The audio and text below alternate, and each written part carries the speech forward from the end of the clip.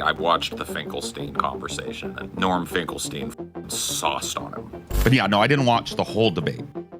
I saw Destiny's debate against Finkelstein there was a couple of times when I almost invoked it, but I thought that it would take us down a path of antagonism. His Finkelstein debate was a rout. The way that, like, on top of it, Norm Finkelstein never said his name correctly. He called him Mr. Borelli like 4 times. But I thought that, like, bringing up that conversation would have been antagonistic in a way that may have created enmity that wasn't there, and we wouldn't have gotten to talk, right? Like, but yeah, I watched the Finkelstein conversation, and Norm Finkelstein sauced on him. I saw Destiny's debate. All right, that's the end. I've tried. I did the quiz thing against him, and it felt really awkward, but I did it anyway. But then I let him save face at the end.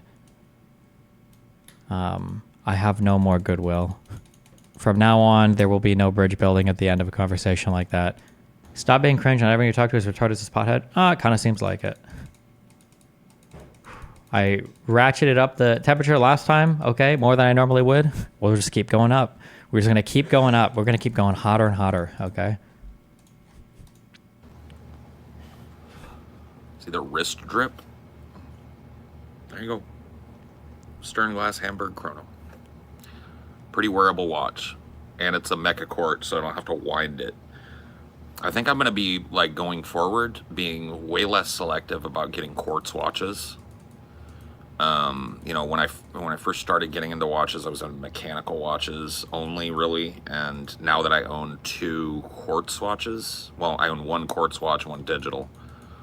I love them all. So, actually, you know what?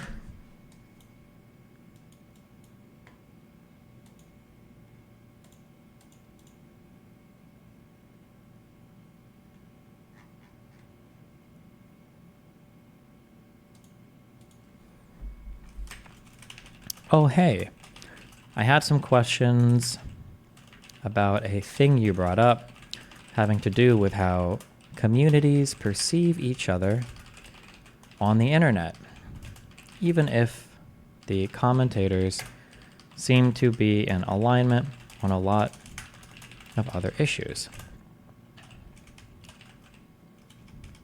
Do you have any time today to chat about it?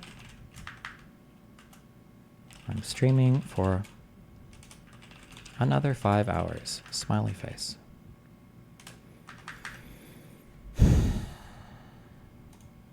well, I'm probably going to end up getting that. Hey, buddy. Hi, what's up? People in chat said that you wanted to talk to me. Yeah, okay. I'm curious, all right?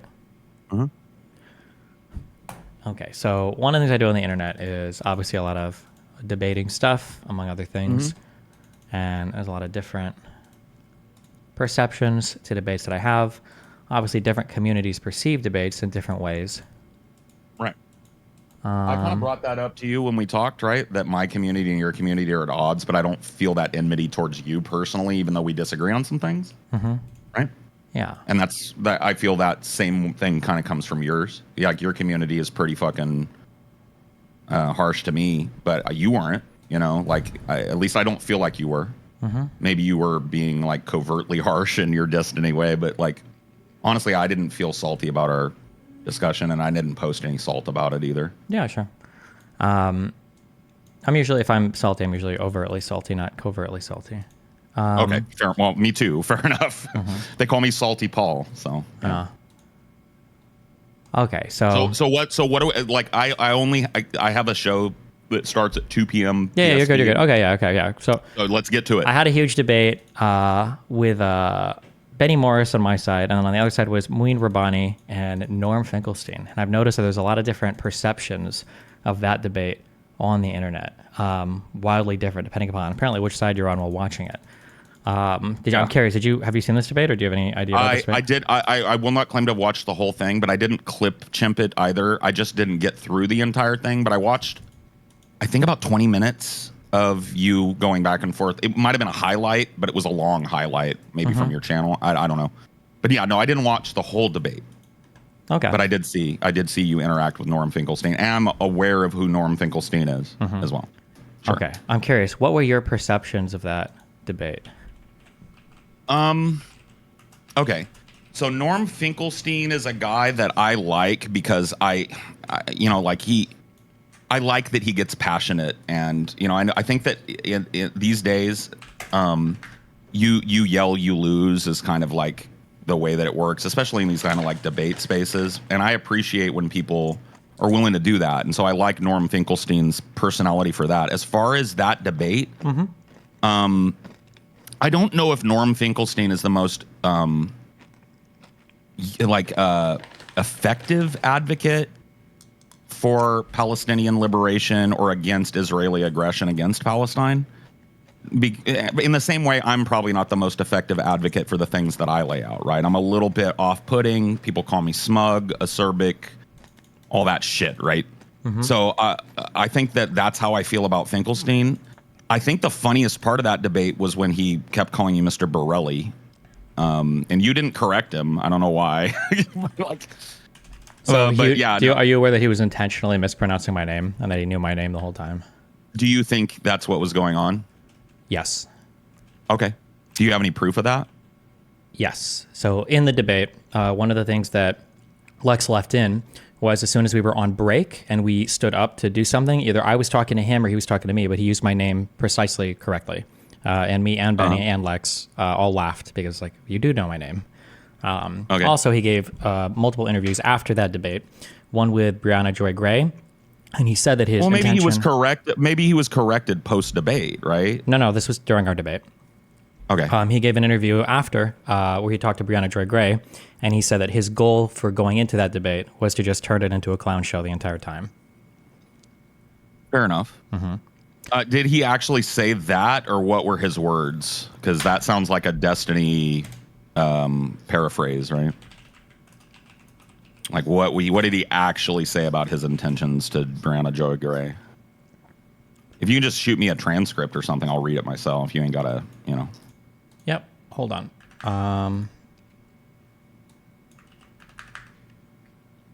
I don't think you guys can. Oh man, fuck. Well, hold up. Let me just do this real quick. I was streaming and I didn't even fucking start so people have just been listening to me the whole time on my. Sorry, I sent you a YouTube video where he talks about it in the beginning. Okay. You DM'd me on Twitter? Yep. Okay. Give me 1 sec. How do you feel about Kanye's new kind of stuff? I know you're used to be a big Kanye apologist. I was just having an argument on my stream about Kanye when you pulled me in. Wait, I used to be a Kanye apologist? Not apologist. Like, I'm not talking politically. I'm talking music-wise. You were a Kanye fan for a long time. I remember back in the day, you used to play a lot of Kanye. Yeah, of course. Yeah, I love Kanye's old stuff. Do you like the newer stuff, or are you kind of like... No, I don't. But, okay, hold on. Okay, sorry. My bad. I'm just getting into the fucking thing. Right. That's good. Okay. I'm going to listen to this. I'm 2-timing it. I think it's all like in the first 3 minutes. I'm just listening and I'll grab some quotes. Okay. Hold on. Fair enough. Of your obvious contempt for the lack of intellectual rigor that Destiny brought to the debate, but also substantively, both you and Wayne Rabani were just so thorough and persuasive, and you each brought different things to the debate, different kind of attitudes that have had effect working, I think, in tandem to address the claims that were coming from the other side of the table, kind of different tonal modes that I think played well with each other, kind of a good cop, bad cop, if you will. And it was so satisfying and so informative. And you say, okay, it doesn't have as much reach as going on mainstream news, or that you haven't been invited on mainstream channels in the US, but there are millions of views on that video. Please don't tell me that. That's going to ruin it. Norm, it's a great thing. There are millions of views on that video. There are millions of views on your interviews with Jordan Peterson's daughter and Candace Owen. And remember that CNN only gets 500,000 views on a primetime airing? Well, I have to tell you, Maureen, who I love to death, I've known him for 30 years. We met in the early 1980s. We had a fundamental clash over what you call tonal mode. Because Maureen said, I am going to speak not to them, but to the broader audience and enlighten them in the facts and just ignore the other people in the room. And I'm thinking to myself, maybe you're going to do that, Maureen. I am taking my sledgehammer to the porcelain vase. I am going to smash it to smithereens. So every time Maureen got into a serious mode, as he answered that thing called Destiny, I was Okay, so he's taking a sledgehammer to the porcelain and he's gonna smash you to smithereens. That's not the same as I want it to be a clown show. Keep listening. Keep listening. Keep listening. Okay, sorry. I paused it. I'm at about 228. Yep. Here, Okay. wait. You're at 228. I'm gonna put it at. I'm at 228 and I'm at 2x. Cool. Okay, 228 2x. Put it to 1.5x. Okay, and then we'll go at the same time. Give me a sec here. 1.5. I just started being able to do this fucking 2x shit. Okay. Yeah, I'm ready. 3, 2, 1, play. Go. So every time Maureen got into a serious mode, as he answered that thing called destiny, I'm like, what the fuck are you doing, Maureen? You are making this sack of shit. Seriously, that is not going to happen on my watch. Every statement of mine was prefaced by, you moron. I mean, do you know what it means, Bree? I prefer Brianna. Do you know what it means when you spent 42 years reading every scrap, every footnote? Okay, not pause. One, not Okay, so I don't see this as materially much different than like you going on a show, right, and saucing on somebody pretty hard in a debate. And Can you give me an fucking example of me being invited to a serious conversation and I go and I shit post the whole time without bringing up anything of substance? No. I'm saying this post thing, this like after party where they're clearly just reveling in what was seen as an optic win for Finkelstein. Well, right? so It's here's cringe. my okay, here, one sec. It's cringe. No. Like, It's not about it being I think cringe. you've done. Okay, Nope. go ahead. Real quick, can you? I'm linking you this. This is just like you can just watch like 20 seconds of this, real quick. Okay. Yeah, give me a sec. Subtle statement. There's a reason why genocide is You wanna do such an importantly 1.5x guarded on this concept. It's not again? to condemn every nation Okay, that goes hold to on. war. This is time. This is you know, timestamp to what? This was a timestamp link, right? Yep, it's a timestamp link. Just watch it. I believe 1.5 or you know, watch it whatever. at one time speed. Okay, I think it's just like 30 1x. seconds. Yeah, this is when we go on wait. break for a sec. I think. Subtle Yeah. statement. There's a reason why So genocide 3, 2, is so 1, play. is such an importantly guarded concept, and it's not to condemn every nation that goes to war. Wait, you do know how to pronounce my name. Are you mispronouncing it intentionally? He made you into an Italian all the time. But you're so Yeah. So this is when he thinks we're off camera Okay, and fair the break has started. And Yeah, as soon as you watch like I that, said, yes. I didn't watch the whole thing. I probably That's fine. didn't get That's through great. to this point. But yeah, Okay. no, that's cool. Okay, but can I So- ask you a question? Nope, not yet. Why? Wait, not yet. Oh. Backing up. You agree he was mispronouncing my name. If we look at what he said to Brianna, we look at what happened on break, and then you compare the fact that he said my name 10 different ways, we agree Yeah. that he was mispronouncing my name intentionally. That was like a meme for him, right? Probably, yeah. It seems that Okay. way given the context you've given me. I don't Yep. see why that changes anything, but Didn't say it had to change everything, but he was mispronouncing my name. You You've also made agree. meme- Wait, real like, quick. you've You also made agree. memes- We're not talking about making memes. Real quick, hold why on. are you? Why am I being interrogated about your Finkelstein appearance? You're not. I just want to make sure that we have like a same factual Okay. understanding of what All happened. right. Okay. You also Okay, agree fair enough. that he said to Brianna that if Moeen was going to have a serious conversation, like it was frustrating me every time, and I was going to interject and I would say, "Why are you even talking to her like this?" and blah blah blah. We agree that he said that to Brianna at least, right? Yes. Okay. So can I give you can I give you an example? I'm sure you've maybe aware that I had a run-in with Milo Yiannopoulos that ended up being used against him 6 months later and got him banned from CPAC. Okay. I was the guy that asked the question, do you support cross-generational relationships between teen boys and older men? And he went on a drunken ramble, right? Oh, I that didn't know that was whole- you on that show. I've watched that show before. I watched him do that. Yeah. That was me. Yeah, Okay. that was me that asked him that question, right? Okay. If you go back and watch that actual show, I was what I would call at that time an agitator, right? So the guys had warned me. I was fairly new to the Drunken Peasants at that time, and the guys had warned me like, "Hey, this guy Milo that we're having on tonight, he's not a fuck around guy. He's a big name, and you need to treat him as such." But in the past, they'd had me on to be like a fistful of sand, like a coarseness, right? Where people would be cordial. Okay. I was supposed to take it to a different level and not have it be cordial. And that is how I got Milo so mad that he was willing to say the thing that ended his career. And now he is a chiclet-toothed ex-Christian grifter because of me, Okay. right? So somebody being an agitator in a conversation isn't necessarily just all negative all the time. Okay. If It I had doesn't been necessarily, like- but do you agree that Yeah, there are service times? for- Sure. if Do you I've agree been- there are times if when I've being? been- I hold on, understand. I hold on. understand. No, I understand what you said. Do you agree that there are times Okay. when being an agitator is probably inappropriate? Yes. Okay. Yes. So if And you in get this invited, case- if you get invited, in this case, when I said earlier that I believe that Norm Finkelstein might not be the best front-facing advocate for Palestinian liberation or Palestinian statehood or an end to the war in Gaza, right? He might not be the best, and that's the reason I said it, because I think he's abrasive, I think he's acerbic, and I think he's prone to doing things exactly like he did to you. sure. So if this guy is not the best advocate and he's an agitator, despite what he sells himself as, and if this is supposed to be an invite to a serious 5.5-hour conversation Yes. about a incredibly important issue that's affecting worldwide opinion about a lot of things right now, or at that time, do you think it was inappropriate for him to accept that debate invitation? That he should have said, "This is probably not like for me. I probably don't want to. I don't think I should be involved in this." Do you think that was inappropriate for him to accept that?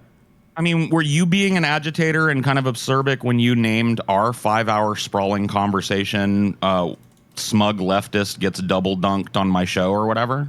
Well, one, I didn't name it. My YouTube guy did, but I'll take responsibility for it. Hold Hold on. A sprawling That's fine, but 5-hour two, conversation about important things, though, right? no, it was like we're having It wasn't. we're having a casual conversation on a stream right now. This is a casual conversation on a stream right now. Okay. This is not. It was a sprawling, casual conversation about 90 different topics that we had over 5 fucking hours. Yes, but this wasn't like a formal debate where people were being flown to location to film Okay. a long debate Yeah. with preeminent wasn't. historians on a topic over an It incredibly wasn't, but important. does that make it less important that people hear the truth? It makes the Does that make your it makes work less let me important because finish. you were working wait, with me? Excuse me. Hold on. I'm sorry. Let me finish. It makes the appropriateness of the behavior a lot different. If somebody's invited to like a casual stream to like chat and chill with somebody, I expect swear words. I expect raunchy humor, jokes, or people getting up, going to the bathroom, whatever. If somebody's invited to a college to debate in front of students, or to a formal sit-down event, or to a studio somewhere, the standard of behavior is going to be wildly different in these settings, right? I agree. I agree. Yeah, Okay. yeah. You're so not then, wrong about that. recentering, Sure. do you think that it was inappropriate for Finkelstein to accept the invite for that debate? That he should have said, "I'm sorry, I don't think I have the demeanor or the disposition to do this conversation, so I'm going to pass on this, and I'm going to allow this incredibly important topic in a formal manner to be discussed by somebody that's more equipped to have the conversation." Did Finkelstein organize the debate? No, but he accepted the invite. Who invited him? Lex Friedman. Did Lex Friedman know Norm Finkelstein's past? I don't think Norm has ever had that type of behavior before. Okay, so you're saying that him kind of like agitating against you was different than when he yells and screams at everybody else? I have never seen him. Can you name a single other like TV interview or anything where he acts like this ever? Where he acts like this? I mean, no. Where he acts even like, close to this ever? I don't like I said, dude. I don't know why I've been pulled in to be the Norm Finkelstein advocate here. Well, you don't have to. You be. know, Wait. Hold on. You're only being mad because you're that's choosing the thing, it. though. Well, you could Like, you could just say no. I didn't choose to come in here. You asked me to come in here, and this Finkelstein thing. I don't know why it's on your mind with regards to me. so. You asked me What does it before. matter what I so you think asked about me. Finkelstein? Sure. So you asked me before yesterday. You said, "Why do people have such different opinions of each other on the internet?" This is one of those reasons. Because anytime you try to get close to figuring out why people do, they get uncomfortable and they don't want to explore it at all. Right. Okay. So you had Yeah. a very strong opinion about my conversation with Finkelstein, and that's interesting to me because when I think back to my conversation with When Finkelstein, did we talk about Finkelstein No. yesterday? Nope. When did I have a strong opinion about like last night when I was streaming? Somebody sent you a clip or something? Yep. Dude, all right, my chat was asking me all these questions, right? You can watch it. Uh-huh. I do nothing but talk to chat on those streams where I'm Yep. outside smoking But weed. if you have this opinion, it's probably possible that a lot of people have this opinion, right? I thought it was a funny interview. No, you didn't think it was a Because- funny interview. You thought that he sauced me. You seemed like he annihilated me. Okay, I thought he kind of sauced on you, yeah. Yeah. I thought he threw a fistful of sand Uh-huh. in your debate prep. Sure. And I thought it made you off balance and uncomfortable. And I thought it made him look better in the debate. Sure. For the 20-minute clip that you watched of the 5.5-hour Sure. conversation, right? For the 20-minute clip of the 5.5-hour conversation that I watched, yeah. In a my yeah, opinion was that he sauced on you pretty good. Sure. And so Just like the opinions of a lot of your fans on the clip that you posted of me saying I've read all theory and you asking me if I've read this and that, they think that makes me a f***ing retard, right? yeah, but there's a difference, right? One is on substance. there? Yes. One is on substance, and the other is just like somebody calling somebody names, like you're in Gotcha. second grade, right? So okay, did I do that to you yesterday? No, Finkelstein did that to me. Okay, I'm sorry for that, bro. No, you don't have to apologize. I don't care about the apology. Well, you've asked me in here to like talk about this Finkelstein thing. Like Well, I said, it was what somebody I'm- asked hold me on, about wait, the wait. Finkelstein debate, and I said, yeah, I feel like he got sauced the on that question debate is or whatever. the question is just I'm curious why people come to the conclusions they do about a particular thing. In my opinion, any fair watching of that conversation would mean that Finkelstein would look like a joke or like a child. Like Does the story I tell you about how I acted as an agitator against Milo Yiannopoulos and it got him to reveal his position a little more candidly, and that ended up ruining his career? Does that give you an idea of why I might value a figure like Finkelstein as an agitator and you might not? If you want to do that, that's fine. But I would Thank you. argue I that will, the man. that's fine. But the problem is you're lying to yourself and your audience and me when you say that, because I don't think that you view Finkelstein as just being an agitator, and Finkelstein you're doesn't mind sell reading himself. me now? Hold You're on, I'm mind sorry. reading me now. Do you if you I'm had, if you lying? had to categorize Finkelstein as a binary, one or the other, would you categorize Finkelstein as a preeminent Israeli-Palestinian historian who spent the better part of the last 40 years studying the topic, or would you qualify him as just an internet agitator that tries to make people really mad so they say dumb things? I would say he's a little bit more than both of those things, right? I think If you he had is, to classify him, you're working in a binary so there's classification. If you had to do somebody's one got or the a gun other, in my mouth and they Yep, say and you have to they're do one or saying the other. classify Yeah. him. I would say he's an agitator, Okay. more than a scholar on Israel, probably from what I know about him. Now, you're I may be aware that incorrect the about vast majority of people that watch him don't see him that way. You're aware that he doesn't see himself that way. it. Okay, fair. I see him that way. So on that, Wait, your thing cut Or out not. for a second. What? I'm sorry. All right, so are we cool on that then? Because I do see it that way. You've asked me how I see him, and I've told you. Is that okay? Okay. So if just to clarify, so for future conversations where you're watching debates or whatever, or you're watching people who are adversarial towards each other, if you ever see two people arguing with each other over any issue ever, if one guy just starts like calling the other dude names and screaming at him, you're always going to say like, man, that guy did really, really, really good. That was like an epic f***ing performance. You would say that you think in all circumstances, irrespective of the political sides being represented? No. I would definitely be like, as a viewer of the content, I would be biased towards the person whose opinion I think is correct, right? Okay. If I'm watching it, because like I said, I watched a 20-minute clip of it. So clearly I was like bored, needed some entertainment. Here's a guy I like, Destiny, and another guy that I've liked in the past, Finkelstein, going at it. Let me check out a big chunk of this conversation. Well, not a Oh. big chunk, to be clear, a very small chunk, right? Okay, fair enough. It was 5 hours and I watched 20 minutes of it. Okay. Yep. And that's just like how the internet is, right? The internet will take a big long thing and truncate it down. It's, you know, at a certain level, it's clip jumping, but I think 30 or 20 minutes worth of a fucking conversation is like at least a decent chunk that you can analyze. I would agree, but your analysis is literally just, I think that this is epic because this guy like screamed names at him the whole time. If you would have watched that No, I debate and didn't it was say just, that. if you, that is essentially what you said. If you were to watch the debate and I were to just be screaming at Finkelstein the whole time, like calling him, you old man, you stupid like, you shit yourself, it smells horrible in here. Would you have watched that and would you have given the opinion like, man, Destiny got this guy good. Holy shit, he roasted this dude. Is that what you would have come away thinking? I mean, that was pretty weak sauce shit that you just threw, so probably not. No, if you said you got poopy in your pants like a fifth grader or something. Wait, but him calling me a different name like 20 times, Come on, that was dude. epic? He just trolled you with your name a little bit, bro. It's not that big a deal. To be clear, Mr. he did. Borelli. Yeah. He just did the Mr. Borelli meme a couple of times. To on be you. clear, You've done it's shit not like that I don't know why you keep saying I've done shit like that. I'll challenge you again. Can you think of a serious conversation where I've ever behaved like this ever? You can't, because I've never done shit like this ever. You talked to Milo Yiannopoulos about you would know about fucking little kids, wouldn't you? Yeah, and that was a debate on the stage in front of an audience that I assume you were invited to. Yes, correct. Did you watch So that you debate? Yes. Okay. I watched that debate. So in that you debate, did very well, and you did super well. I don't need in you that to compliment me debate. on it. Don't trust me. So in that debate, I was whatever, then. incredibly formal. I was incredibly polite. The only time I said that about Milo is after he started making personal attacks on me. But do you regret making that? No, of course not. No, because he decided he wanted to go there. So after he did it, I was like, okay, fine, then we'll do that. Okay. But I would never open like that on a platform. I never treat a platform like that unless the other person has like decided that that's where they want to take it. Is it that different how if Finkelstein opened by saying, Mr. Borelli? Yes, that's how he conducted himself for the That entire. was the first thing he said. No, that wasn't the very first thing he said, but he spent the entirety of the debate not engaging substantively with anything that me or Benny were saying, and just like calling me names and being incredulous the whole time. That was his behavior for 5.5 hours. Yes. So do you think it's a when we're talking about these kind of contentious issues and stuff, I'd like to pick your brain. Do you think it's a valid tactic to be an agitator and kind of get people to expose a little bit more of their position by maybe making them mad, getting under their skin, kind of pushing them a little bit in a way that maybe they're not comfortable with?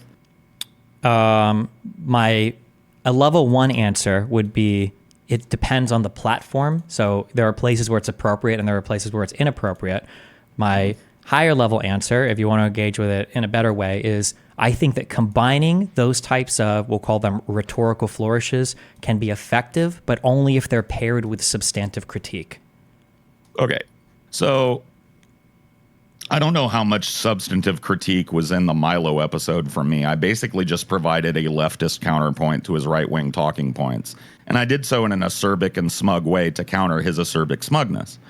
But I don't know that I made a great argument for leftism in that. You didn't make a great argument for leftism, but the career. reason why it destroyed him was because, maybe you're just not even aware of it, but when you asked him that question on whether or not he thinks like little boys should be fucking older men if they're gay, that question, I'm paraphrasing a bit, but that question that you asked was a substantive question, even if it was done in an agitator-like way. And the answer that he gave was substantive, and that's why it destroyed him. It wasn't just because you were being an agitator. It's because you asked him a question with substance while agitating that caused him to respond in a way. Sure. Do you think that Norman Finkelstein, over the course of that 5-hour conversation, asked you a substantive question one time? No. I don't think he had a good substantive disagreement with either of us at a single point in that entire 5.5 hour conversation. Here's what I'll do, Stephen. I will watch the whole 5-hour conversation. And then we can come back to this if you want, and I'll tell you how I feel about it in toto. Okay. I will be shocked if you can find a single point of contention that Finkelstein raises of substance, where it's not just him screaming at me, calling me a name, making fun of me, whatever. You're kind of like slideshow lagging for me. Can I pop in and out again real quick? You want to drag me out and then drag me back in? That might fix it. Sure. Hold on. Thanks.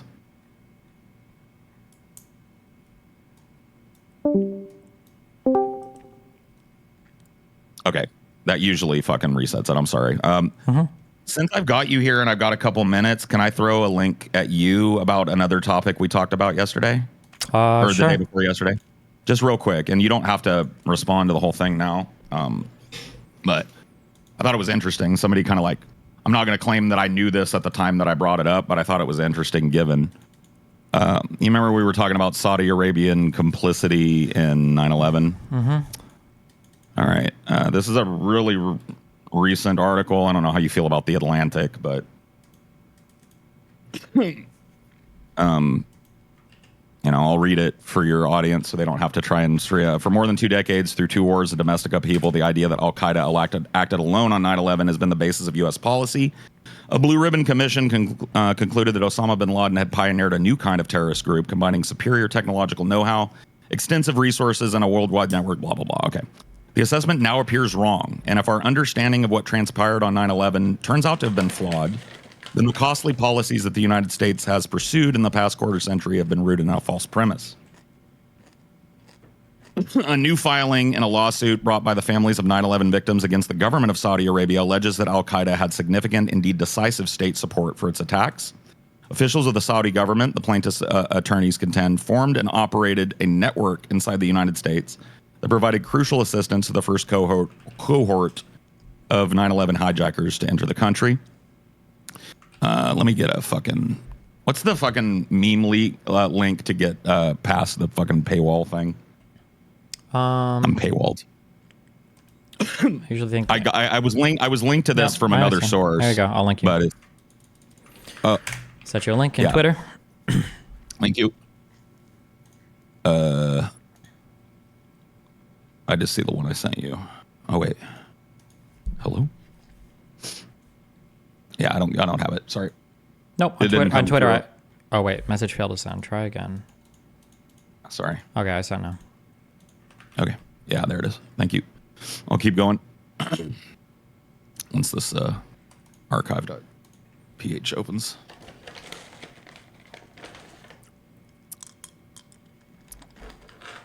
All right. 71-page document released in redacted form earlier this month summarized what the plaintiffs say they've learned through the evidence obtained in discovery and recently declassified materials. They allege that Saudi officials, most notably Fahad al-Thumairi, an imam at a Los Angeles mosque and an accredited diplomat at Saudi Arabia's consulate in that city, and Omar al-Bayoumi, who masqueraded as a graduate student but was identified as the FBI as an intelligence operative, were not rogue operators, but rather the front end of a conspiracy that included the Saudi embassy in Washington and senior government officials in Riyadh. The plaintiffs argue that Thumairi and Bayoumi organized safe reception, transportation, and housing for hijackers Khalid al-Midhar and Nawaf al-Hazmi, beginning on their arrival in California on January 15th, 2000. The filing further argues that Thumairi and Bayoumi introduced the pair to local sympathizers in Los Angeles and San Diego, who catered to their day-to-day needs, including help with immigration matters, digital and phone communications, and receiving funds from al-Qaeda by wire transfer. Saudi officials also helped the two al-Qaeda operatives, both Saudi nationals, with little education or command of English, whose experience abroad consisted mostly of training and fighting for jihadist causes, to procure a car as well as driver's licenses. The support network was crucial. And it goes on. So, once again, like, this isn't the first news story that's come out about possible Saudi complicity in 9/11, or at least, at the very least, some level of the Saudi governmental structure knowing about the funding and helping to fund terrorist actions in America, right? Okay. Well, you said that there was no evidence for that there was no... I'm not aware of any reason strong to think evidence for that, correct? Right. And I just gave you a whole fucking paragraph of how Saudi officials helped two of the hijackers procure a car and juice in with local officials so that they could get their needs met by people that were sympathetic to their cause. Do you think that a whole paragraph is going to make me dramatically reform my opinion on this particular topic? I was just wondering what you thought. In the same way that you didn't think you were going to make me think differently about Finkelstein by dragging me in here right before my show. I don't think that I'm going to change your mind, but I'm wondering if you think that this is interesting, given your 2 days ago complete and utter incredulity at there being any Saudi complicity in 9/11.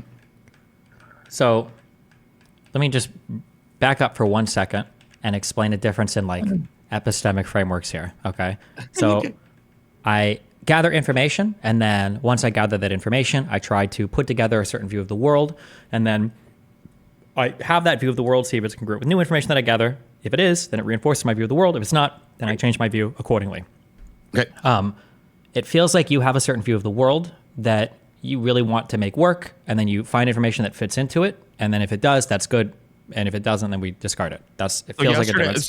So yesterday, hold on, wait. So yesterday, okay, when you were talking about how Saudi Arabia, helped hijackers, blah, blah, blah, from my understanding of how Saudi Arabia has functioned and what their goals are as a state, and the information that's been released about Saudi Arabia working with hijackers, my understanding is that there was no state-directed coordination. Okay, so the state officials. When you those two things aren't the same thing. They don't mean the same thing. But when you link me an article, okay, and you say, "What about this?" Well, a paragraph or two. I didn't say what about this. I said you said what about this paragraph, right? Okay, let me just finish. Let me finish, please. Let me just finish. Okay.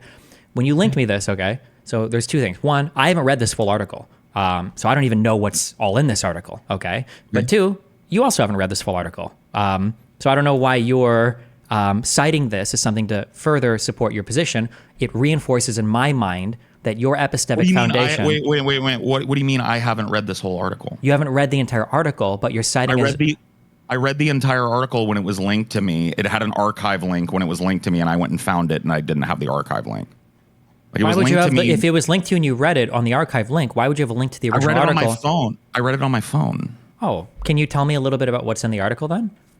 The article is about families of 9/11, people that were killed in 9/11, suing the Saudi government because new information was released that shows complicity of Saudi officials with 9/11 hijackers. Yeah, can you tell me a little bit about like what kind of information is alleged in this article?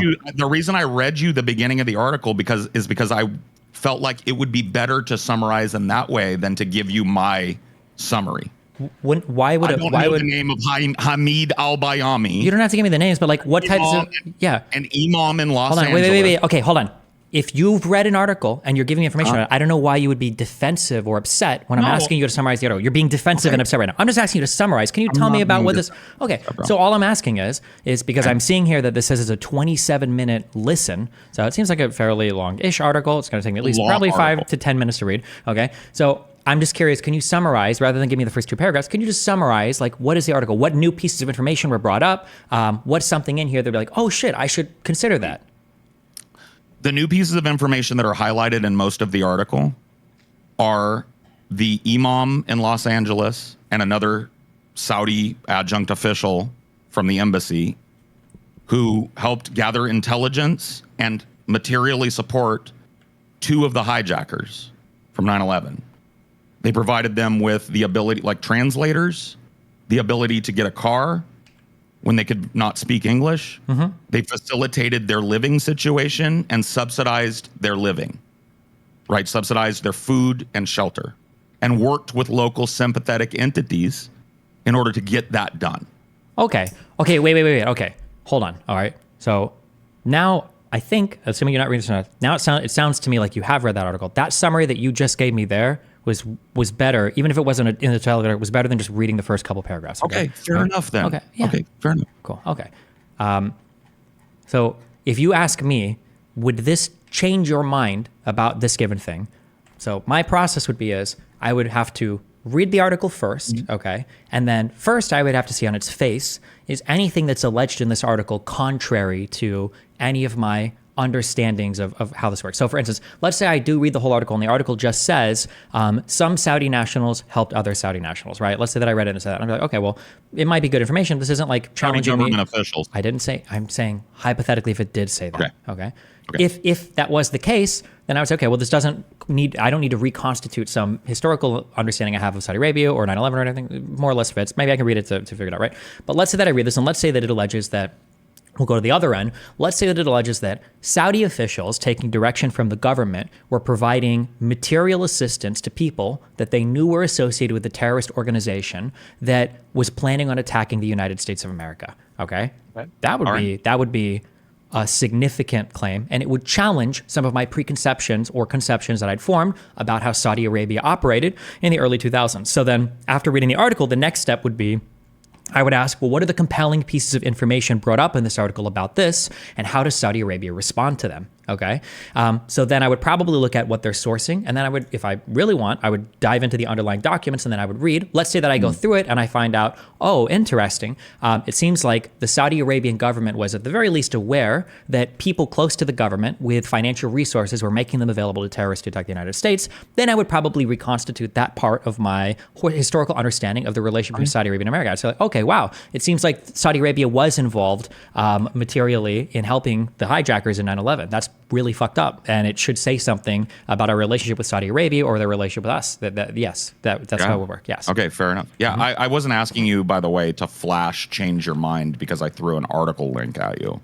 I was just wondering, like, I don't know how would I properly ask in the future? What do you think about, like, should I just say this? What do you think about this given our conversation? Given that I just spent the past week on stream reading 2 Supreme Court decisions from first to last page, if you want me to have an opinion about a thing, generally you just need to throw it at me so that I can like go through it all and read it, and then after that I would give an opinion. Yeah. You and I haven't had like a long correspondence. I don't know how you work, bro. Okay, so that's fine. Yeah, that's fine. I just told you. Hold on. You don't have to get defensive. I'm not attacking you. I'm just saying that this is my. I read a lot of things, dude. Yeah. People always say that. I just have a way of speaking that I think people take a certain way. I'm very direct, and I have a tone to my voice that comes off to people like, dude, I wasn't. Okay, maybe you should work on that. Well, I mean, I've been doing my job for 10 years. I've been making money doing nothing but podcasting exclusively for 10 years. I'm doing okay.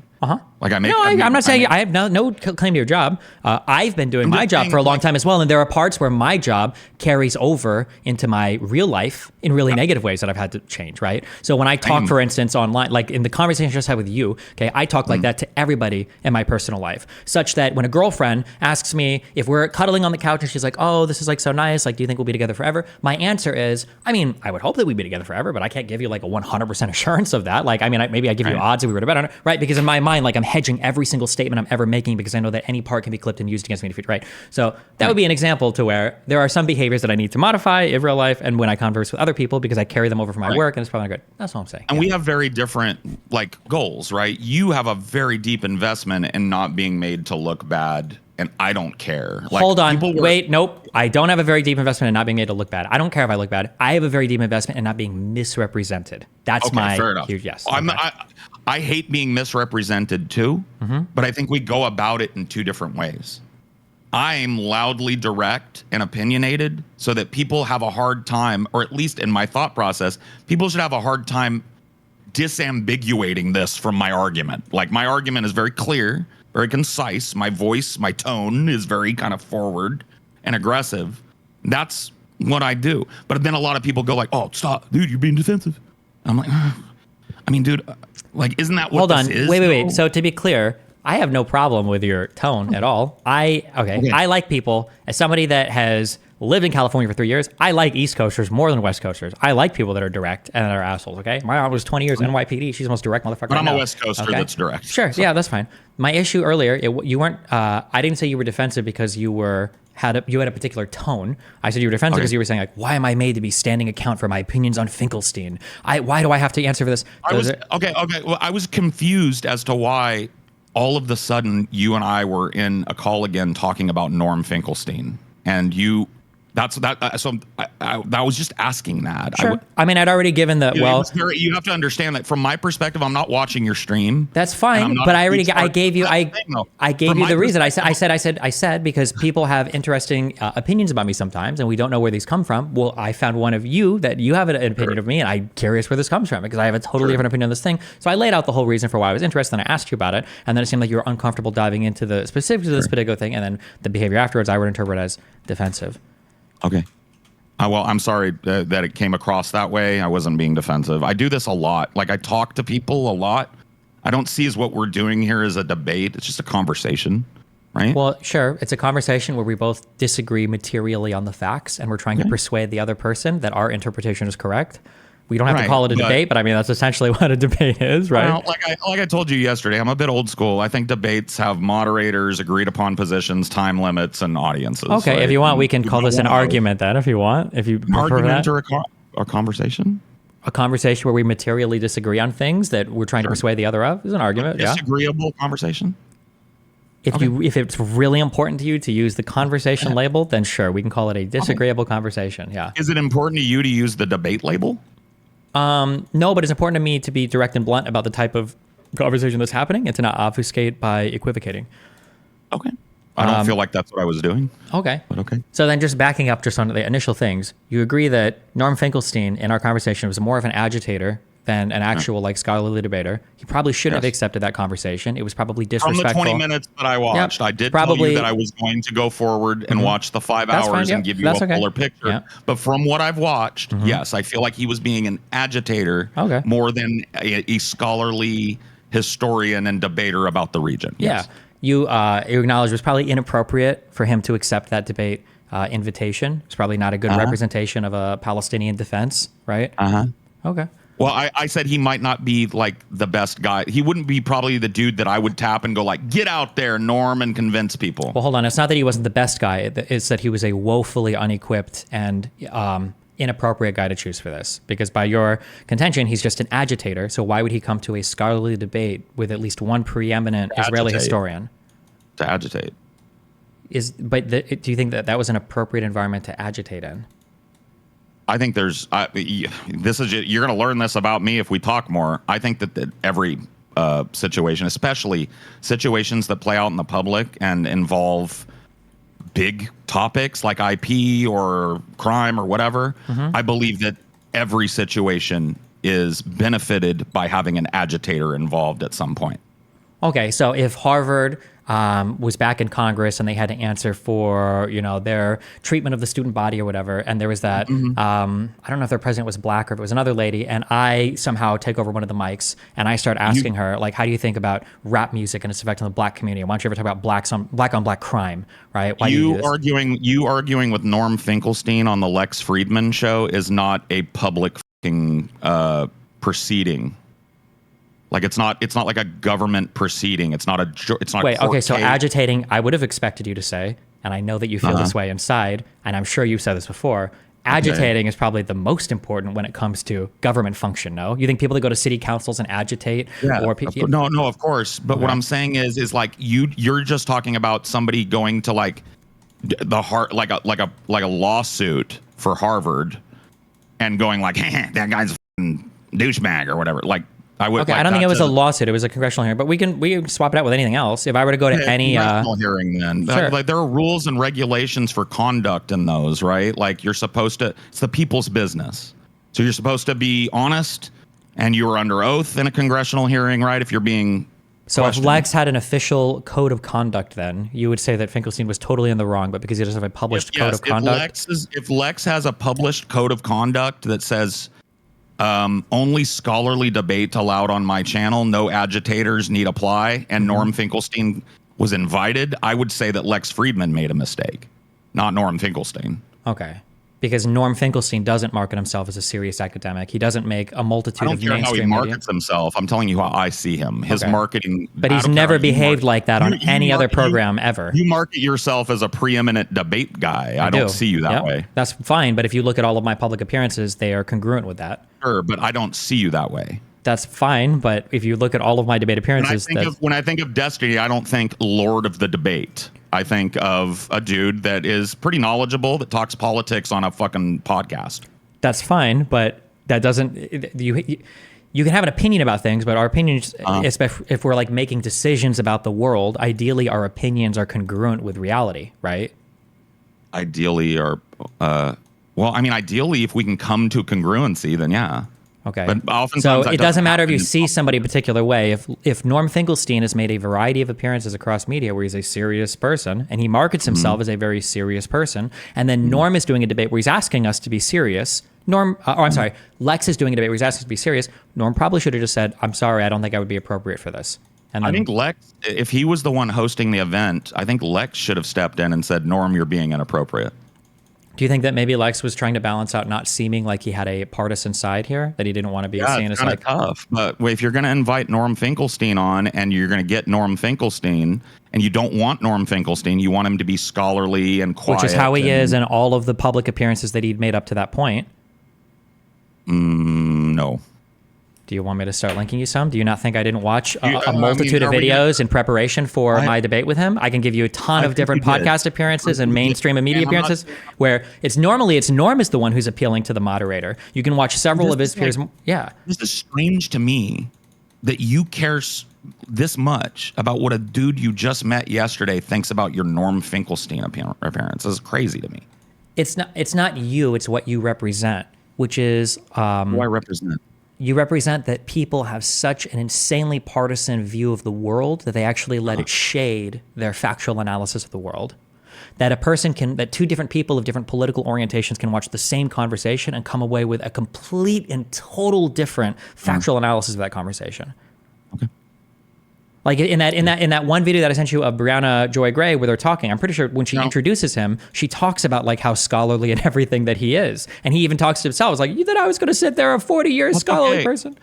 I think that their little like raw part, that thing you linked to me that you had me watch the first 3 minutes of on 2X was pretty cringe. Like the way that they're giggling and laughing and they're clearly like but how is gassing it cringe? each other up. You're part of that group. You're laughing them off. I You're am like, yeah, not. he sauced him. No, you are. You're directly contributing. You're like, yeah, he sauced him. It was hilarious. He sauced him. It was epic. Because he did. Because he did. Yeah, but that's what they're laughing about. That you're in that group. Like if you were in that room, you would be laughing along with them, being I like, still think that the victory lap. So I can't think that the victory lap was cringe, even if he sauced you. if you thought that he sauced me, why would a victory lap be cringe? Because I think victory laps are oftentimes cringe.